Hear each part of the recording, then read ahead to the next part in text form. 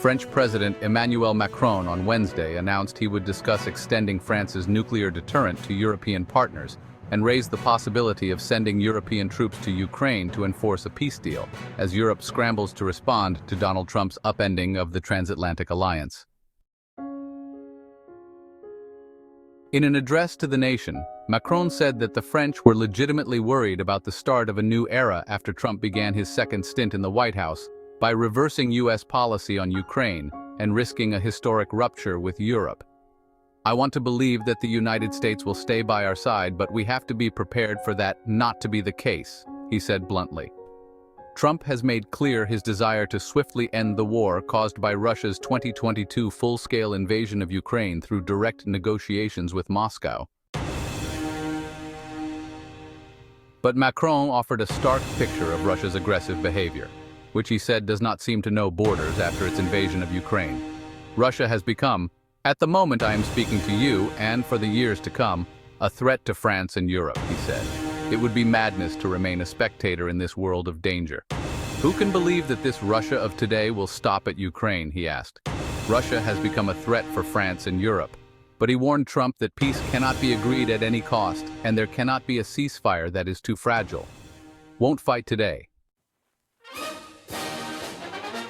Ahead of an EU summit Thursday on rearming the continent, he stressed the need for new budget choices and extra investments to boost defense spending in France.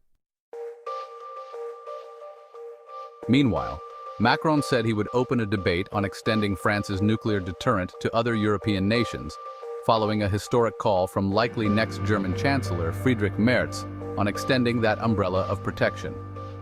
"I have decided to open up the strategic debate on the protection of our allies on the European continent through our nuclear deterrent," he said, while adding that any decision on nuclear weapons use would remain with the French head of state.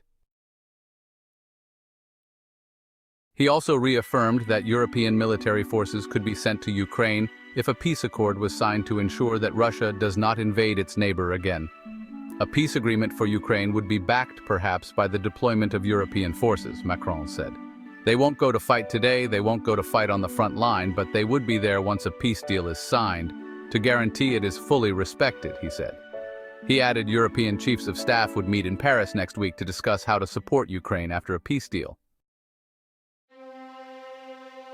Intense diplomacy. Both Macron and British Prime Minister Starmer held separate talks with Trump in Washington last week, followed by Zelensky, who was subjected to an excruciating public dressing down by Trump and his Vice President J.D. Vance.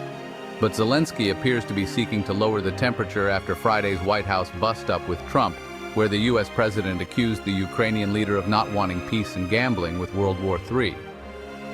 Zelensky Tuesday called for a truce in the sea and sky as a first step to ending the three-year war with Russia, echoing an idea evoked by Macron at talks in London hosted by Starmer at the weekend.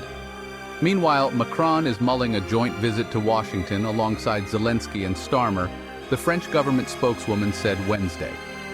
Sophie Primas did not give dates for such a visit, which she said could take place in the short term.